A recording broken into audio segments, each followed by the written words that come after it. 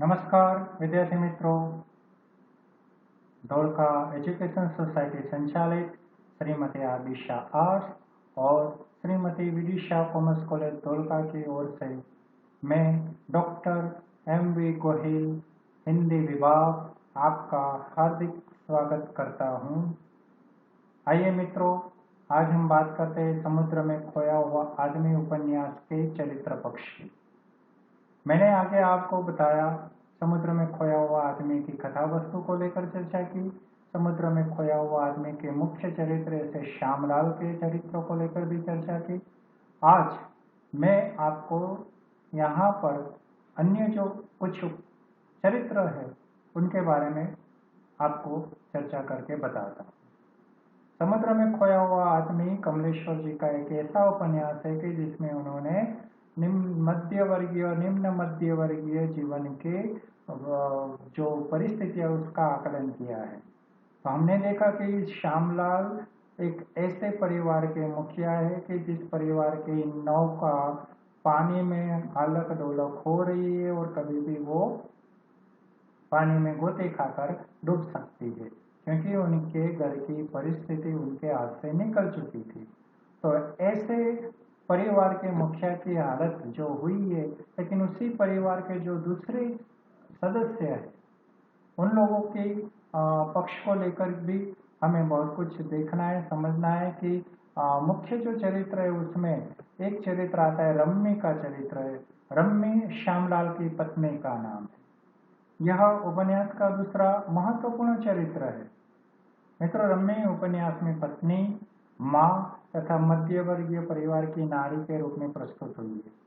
Rummy ही एक ऐसी है कि जो घर को अच्छी तरह से संभाल रही है। श्यामलाल का तो क्या कि वो रोजाना कोई ना कोई काम के लिए निकल जाते थे और वापिस आते थे काम की खोजबीन करके, काम नहीं मिलता था तो निराश भी हो जाते थे। तब एक सदियार देखने के लिए पत्नी आकर खड़ी रहती थी। कमलेश्वर जी ने रम्मी का चरित्र चित्रण टुकड़ों में किया है, लेकिन जब पूरी तरह से हम उसको एक माला में पिरोते तो पता चलता है कि रम्मी भी श्यामलाल की तरह महत्वपूर्ण पात्र है।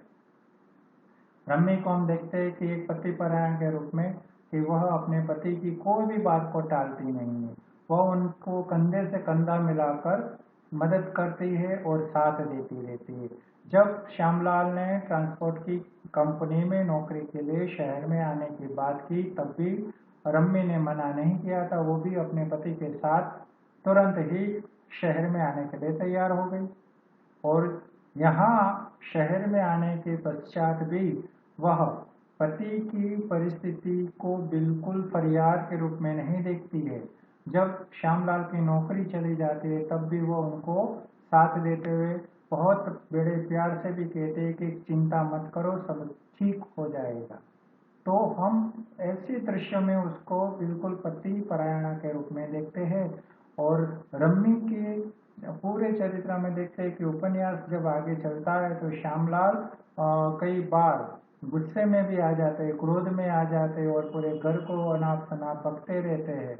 उनको नौकरी नहीं मिलती और जब बेटा खुद उनका बीरन गायब हो जाता है तो वो पूरी तरह से टूट जाते हैं। तब रम्मी ही एक ऐसी है कि वह पति को साथ देने खड़ी रहती है, क्योंकि उसे मालूम है कि एक जवान बेटा जब गुजर जाता है, मृत्यु हो जाती है उसकी, तो सबसे बड़ा दुख का जो संकट है वो माँ और बाप पर आता है। रम्मी को भी बहुत दुख हुआ है अपने बेटे को गुम हो जाने का, लेकिन वह अपने आप को संभाल रही है, क्योंकि उसको पता है कि मैं अगर टूट गई तो पूरा परिवार टूट जाएगा। इसलिए वह पति को तो साथ देती हुई नजर आती है, लेकिन साथ ही साथ वो अपनी संतानों को भी संभाल रही है।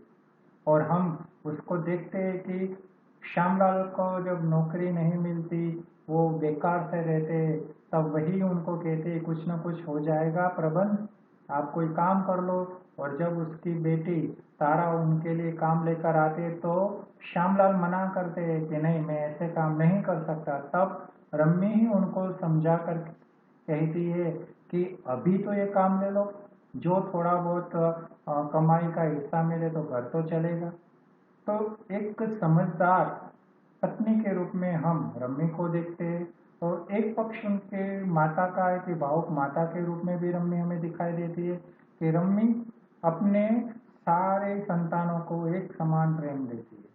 तारा हो, समीरा हो या बीरन, बीरन उनका लाडला है, पर समीरा और तारा के प्रति भी उनकी बहुत संवेदनाएं दिखाई देती है। और ये माता का रूप हम खास तौर पर बीरन के गुम हो जाने के समय हम देखते हैं कि वह पूरी तरह से टूट जाती है जब ये समाचार सुनती है कि बीरन गुम हो गया है। तो वो मान नहीं सकती है। वह कहती है कि नहीं, बीरन आज नहीं तो कल आ जाएगा, लेकिन जब उसको काफी लंबा समय चला जाता है तब तक लगता है कि अब बीरन नहीं आता है, तो वो वास्तविकता को स्वीकार करते हुए ये समझ भी लेते हैं कि बीरन गुम हो गया है, शायद अब कभी नहीं आ सकता। कितनी करुण बात है कि बीरन मरा नहीं है, गुम हुआ है, इतनी ही बात आ रही है। और लेखक ने कहीं पर भी बीरन को मृत्यु हुई ऐसा नहीं बताया है, बात इतनी ही बात बताई कि बीरन समुद्र में गुम हो गया, खो गया है। और भावुक माता के रूप में हम रम्मी को देखते हैं तो वह अपनी बेटियों को भी अच्छी तरह से संभाल रही है, क्योंकि उसे पता है कि शहर में किस तरह से बेटियों को संभाल कर रखना है, तो वो सत्य सहज भाव से उनको अपने साथ ही रखती है। तो व्यवहार कुशल नारी के रूप में भी हम देखते हैं रम्मी को कि वह हर व्यवहार में बहुत कुशलता से अपने आप समझती है और सबको ऐसे वह समझाने का प्रयास भी करती है। कई बार श्यामलाल क्रोध में आकर गलत निर्णय लेते हैं, तब जाकर रम्मी ही समझाती है। श्यामलाल जब बेटियों पर गुस्सा होते हैं, खास करके तारा पर, तब भी वो बहुत व्यवहारिकता के साथ अपने पति को समझाते हैं कि हम कुछ नहीं कर सकते, अगर तारा कमा रही है तो तारा को हमें सपोर्ट करना चाहिए।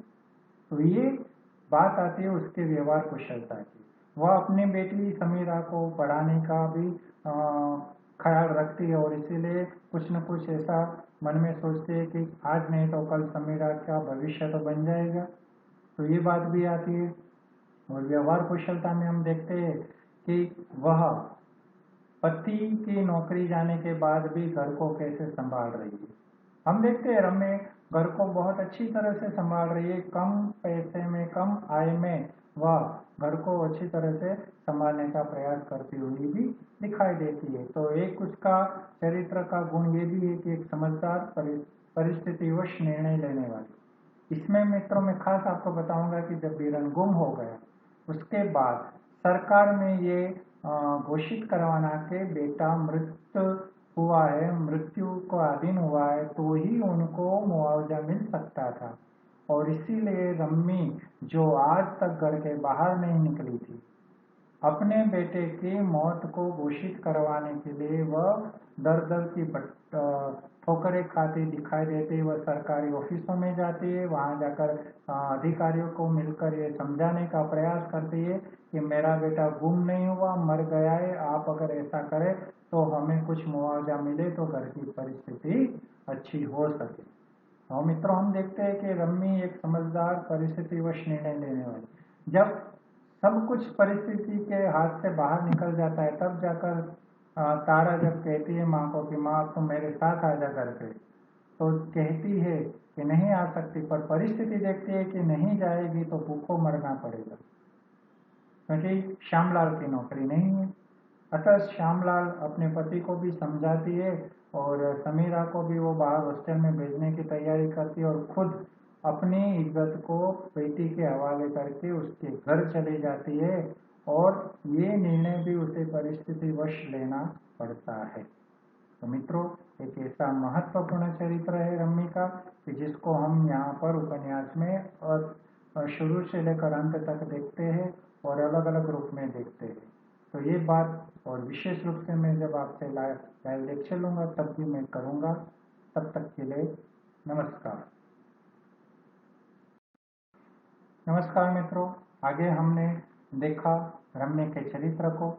आज आगे का अब मैं यहाँ पर बीरन के चरित्र चित्रण की बात कर रहा हूँ। मित्रों रम्मी जिस तरह से पूरे घर को संभाल कर रखती है, पर यह उपन्यास जिसके की कथा के माध्यम से चलता है वह मुख्य है बीरन। तो बीरन का महत्व भी इस उपन्यास में बहुत बढ़कर आता है। यह पात्र उपन्यास में प्रारंभ से लेकर अंत तक छाया हुआ रहा है मित्रों, और यह छाया हुआ है इसीलिए क्योंकि भले वह शारीरिक रूप में हमें नहीं दिखाई देता, लेकिन हर जगह उसकी चर्चा हो रही है। कमलेश्वर जी ने बीरन का चरित्र चित्रण शुरू के समय में भले न किया हो, लेकिन जैसे ही उपन्यास थोड़ा आगे बढ़ता है हम बीरन के उल्लेख के साथ देखते, और बीरन जैसे जैसे आगे हम देखते पढ़कर जब नौकरी में लगता है तब बीरन की महत्वता हमें पता चलती है, और बाद में बीरन का गुम हो जाना ये सबसे बड़ी दुखद घटना, लेकिन फिर भी बीरन अंत तक उपन्यास में दिखाई देता है। यह कमलेश्वर जी की चरित्र चित्रण की कला ही कहेंगे कि यह पात्र नामोल्लेख के साथ जीवित है। ऐसे अगर घटनाओं में देखते हैं तो यह पात्र गुम हो गया है, शायद मर भी चुका है, लेकिन कमलेश्वर जी ने कहीं पर भी ये बात नहीं बताई है।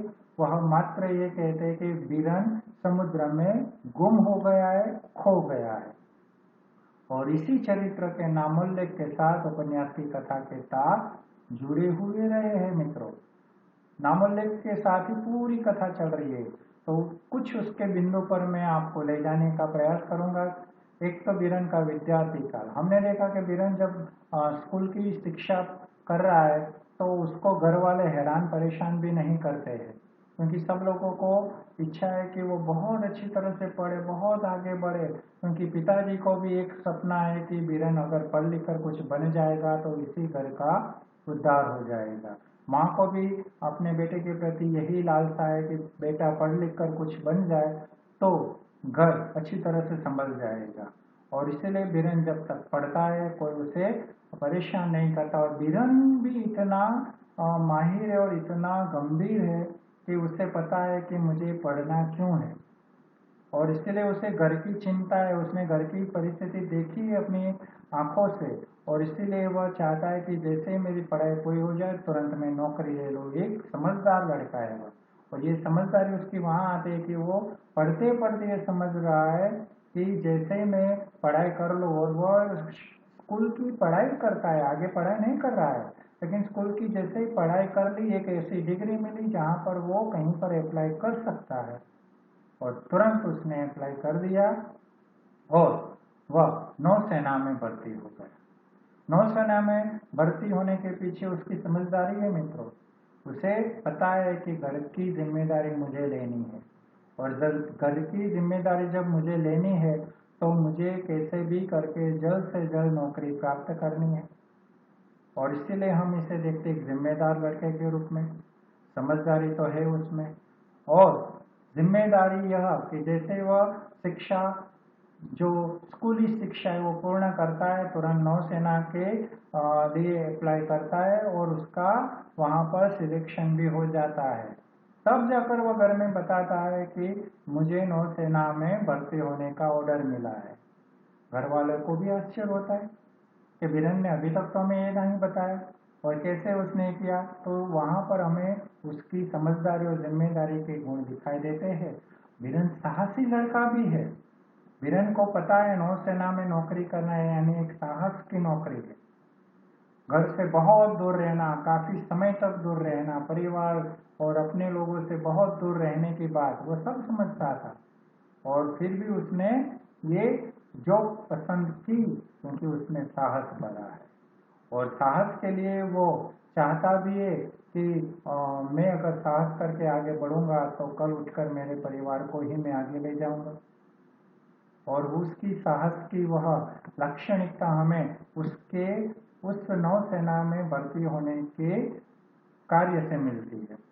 वह जब नौसेना में चला जाता है तो वहाँ पर भी अपने अफसरों को खुश करता है, और वह जैसे नौसेना का एक जहाज दूर जाने के लिए तैयार होता है तो उस टीम में वह सामने से अपना नाम लिखवाता है कि मैं भी वहाँ उस कार्य में जाने के लिए तैयार हूँ।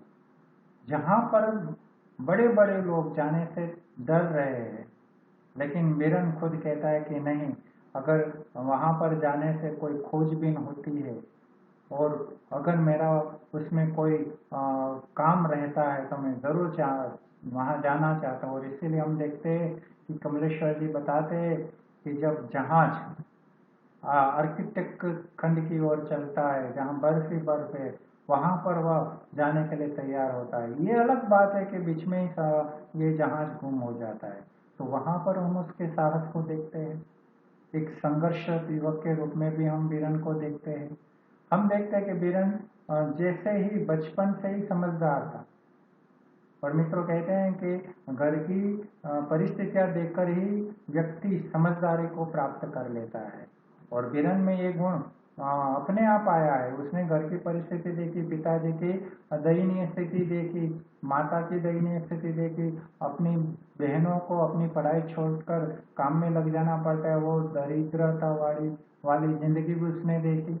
अतः वह तुरंत ये सारी बातें सोचता है और मन में ठान भी लेता है कि जैसे ही मैं पढ़ लूँगा तुरंत ऐसी नौकरी ले लूँगा जिससे मेरे घर के सारे प्रॉब्लम दूर हो जाए। तो हम देखते उसे संघर्षरत युवक के रूप में। इसी के साथ जब वह जहाज पर गया है तो वहाँ पर भी बीरन तो छोटा है, जूनियर है, तो सीनियर्स उसका शोषण भी करते हैं, ऑर्डर्स करते हैं। तो वहाँ पर बीरन अपने दायित्व का काम बखूबी से निभा रहा है, और वहाँ पर भी उसका संघर्ष हमें देखने को मिलता है। सबसे बड़ी बात है उसकी प्रकृति प्रेमी के रूप में देखना। ये बहुत छोटी सी बात लगती है, लेकिन मैं आपका ध्यान इंगित करूंगा वहां पर कि बीरन जब नौसेना में भर्ती होता है, उसके पीछे उसका एक गुण ये भी है कि वो प्रकृति प्रेमी है। जैसे उसने नौसेना की वो जाहिरात देखी थी और उसने तुरंत उसमें अप्लाई कर दिया था, उसके पीछे उसके मन में जो सपने थे वह सपनों में प्रकृति थी।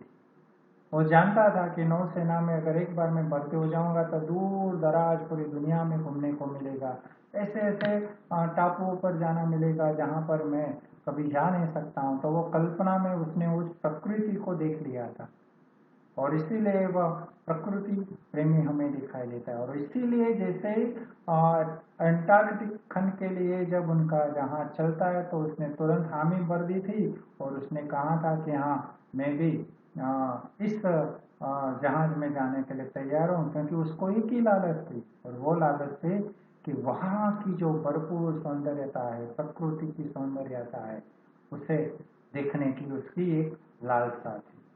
तो ऐसा यह एक चरित्र बीरन का इस उपन्यास में प्रारंभ से लेकर अंत तक चलता है, जिसमें हम उसके अलग अलग पड़ाव को देखते हैं। बीरन एक लड़की को चाहता भी है जिसका नाम है नम्रता, लेकिन ये प्रेम कहानी आगे बढ़ने से पहले ही समाप्त हो जाती है, और इसका जिक्र लेखक ने बहुत छोटे से रूप में और बहुत कम तरीके से किया है। तो ये भी नामोल्लेख की तरह उसके प्रेम की कहानी आती है कि नम्रता के साथ वो एक आकर्षण है, उसको उसके प्रति उसको प्रेम भी है, और नम्रता को भी उसके प्रति प्रेम है, ये भी वो दिखाने का प्रयास करती है। लेकिन बीरन जब जिम्मेदारी घर की देखता है तो अपने प्रेम को भी साइड में करके पहले घर की परिस्थिति को संभालने के लिए वह अपने प्रेम का भी बलिदान करता हुआ दिखाई दिया गया है। तो ये एक ऐसा चरित्र मित्रों इस उपन्यास का है, और इस पर भी अलग से प्रश्न आता है, बीरन का चरित्र चित्रण कीजिए, तो आप इसको इस तरह से समझा सकते हैं, लिख सकते हैं। आगे मैं नई चर्चा के साथ फिर से आपके सामने प्रस्तुत होता हूँ। नमस्कार मित्रों, आइए हम आगे की बात को यहाँ फिर से ले जाते हैं, और आप लोगों के सामने मैं एक नए चरित्र का यहाँ वर्णन करने जा रहा हूँ। मैंने जैसे बताया आपको कि बीरन उपन्यास में एक ऐसा कैरेक्टर है जो नामोल्लेख के साथ रहा है। श्यामलाल के परिवार की सबसे बड़ी बेटी है तारा। तो तारा की कुछ बातें मैं आपको उसकी चारित्रिक विशेषताओं के साथ यहाँ पर करने जा रहा हूँ। आप लोगों को मैंने आगे के भाग में श्यामलाल के चरित्र चित्रण पर बात बताई थी, रम्मी के चरित्र चित्रण पर भी बात बताई, और बीरन के चरित्र चित्रण पर भी बात बताई। ये तीन चरित्र बहुत ही अहम मुख्य है, बहुत प्रमुख है उपन्यास।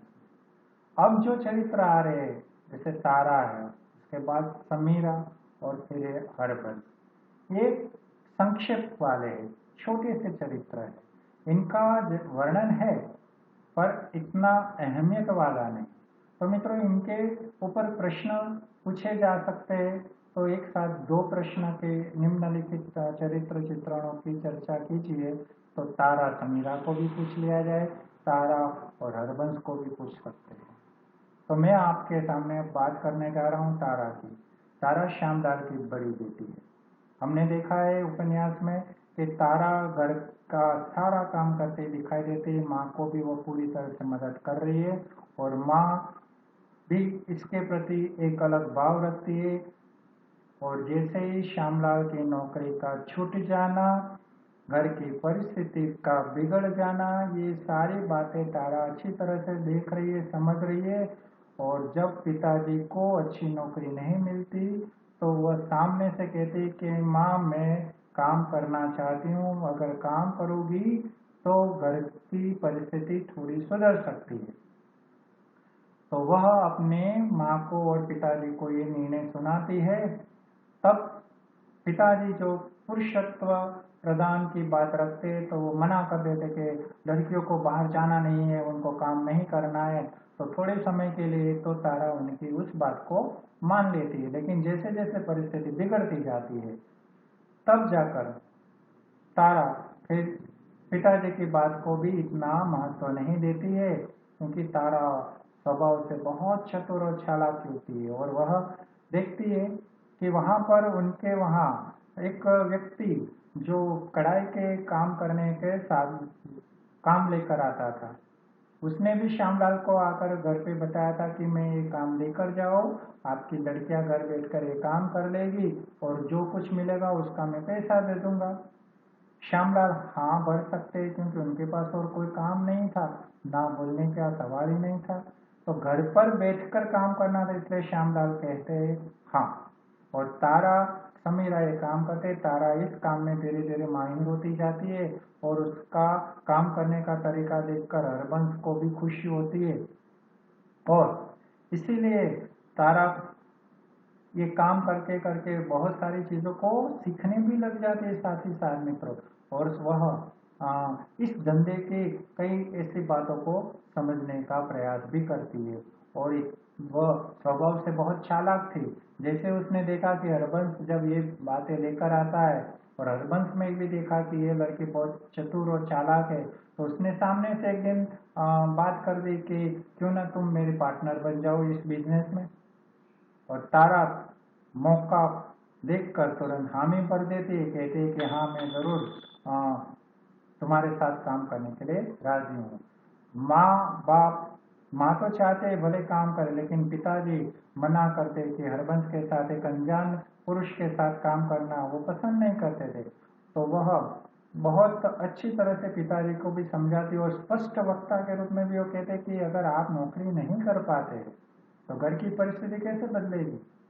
और इसीलिए वह कहते हैं कि किसी न किसी एक को तो नौकरी करनी पड़ेगी, अतः मैं कर लूंगी तो क्या, मैं घर को ही मदद करूंगी। और इस तरह से वह अपनी बात मनवा देती है और इसीलिए उसको हम स्पष्ट वक्ता के रूप में देखते भी है। वह कई बार पिताजी को सामने ऐसे बात कर देती है जिससे पिताजी की बोलती बंद हो जाती है और श्यामलाल उसके सामने ज्यादातर बोल नहीं पाते हैं और वह उससे दूर रहने का प्रयास करते हैं, दिखाई भी देते हैं। एक उसका हम गुण देखते परिस्थिति अनुसार निर्णय लेने वाली। यहाँ पर हम देखते कि वह कई जगह परिस्थिति से निर्णय लेती, जैसे जैसे हरबंस कहता है कि तुम मेरे साथ बिजनेस करने के लिए तैयार हो, तुरंत वह परिस्थिति देखकर अपने घर की परिस्थिति देखकर हाँ भरती है और वह इतनी चतुर है कि वह अपने घर की दयनीय परिस्थिति को देखकर थोड़ा दूर भी जाना चाहती है और वह निर्णय तुरंत लेती है। उसका एक घटना में भी हम इस प्रभाव को देखते हैं कि जब बीरन की मृत्यु हुई है, ये घोषित करना है सरकारी दफ्तर में सरकारी अफसरों के सामने, तो वह एक नाटक करवाती है कि घर पे बहुत सारी रोने के लिए स्त्रियों को ले आती है और भीड़ इकट्ठा करती है क्योंकि उस दिन वह अधिकारी उनके घर आने के लिए तैयार थे कि वो चाहते थे कि हम देख लें कि बीरन वाकई में मर गया कि नहीं। तो वो दिखाने के लिए जब वह कहती है घर में आकर के मैं ये प्रबंध कर दूंगी, कुछ जो महिलाएं उनको ले आऊंगी और वो लोग यहाँ पर रोएंगे बीरन को लेकर, हम भी उनके साथ जुड़ जाएंगे। समीरा को ये पसंद नहीं है, पर तब तारा कहती है कि हमें अगर बीरन की मौत घोषित करेंगे तो मुआवजा मिलेगा, इसलिए हमें ये करना पड़ेगा। तो हम वहां पर देखते हैं मित्रों कि वह तब उस परिस्थिति के अनुसार निर्णय ले लेती है। इसी प्रकार हम देखते हैं कि बहुत ही मजबूत मनोबल वाली भी है तारा। तारा ने जो भी निर्णय लिए मजबूत मन से लिए। फिर वह पिताजी के सामने हरबंस की बात करना, हरबंस के बिजनेस में जाना, और जब हरबंस के साथ वह दुकान लेकर काम करते तो दोनों जब नजदीक आते और उसको लगता है कि मेरा भविष्य अगर मुझे अच्छा बनाना है तो हरबंस के साथ शादी कर लेनी चाहिए, और वह हरबंस के प्रेम में आती है। और ये बात आकर वह तुरंत घर में भी कहती है कि मैं हरबंस के साथ ब्याह करना चाहती हूँ, और वह इसके बारे में पूरी तरह से स्पष्ट है। माँ को मना लेती है, पिताजी मानते नहीं, वो जानती कि पिताजी कभी नहीं मानेंगे, फिर भी वह कहती है कि मैं मेरी जिंदगी को बनाना चाहूँ तो उसमें आप लोगों को क्या एतराज। तो तब हम देखते हैं कि वह मजबूत मन से निर्णय लेती है, और उसका वह निर्णय उसके खुद के स्वार्थ को भी बताता है, क्योंकि उसको मालूम है कि यहाँ इस घर में रहूंगी तो पूरी जिंदगी मुझे इसी तरह से काम करते रहना पड़ेगा, और इसी तरह से मुझे जिंदगी बसर करनी रहेगी। तो मेरे सपने, मेरी जिंदगी क्या। तो वहां पर वह मजबूत मन से निर्णय लेती है और अपने पिताजी माताजी को हरबंस के साथ ब्याह करने के लिए तैयार करवा लेती है। तारा समय के साथ कदम मिलाने वाली भी है। हमने देखा कि जैसे उसने शादी की वो समय के साथ उसने अपना एक अलग घर बना लिया, क्योंकि तारा और हरबंस फिर बिजनेस पार्टनर नहीं रहे, वो पति पत्नी बन गए।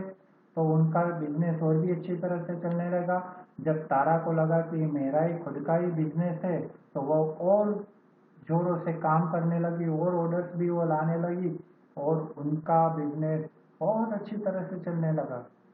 और उसने ये देख लिया था, और वो कमाती थी तो पहले जब पिताजी के घर रहती थी तो पिताजी को देना पड़ता था, पर अब जितना भी वो कमाती खुद के लिए कमाती है, तो वो उसकी जो दूर की सोचने की शक्ति थी, निर्णय लेने की शक्ति थी, वो उसको समय के साथ चलने के लिए भी तैयार करती दिखाई देती है।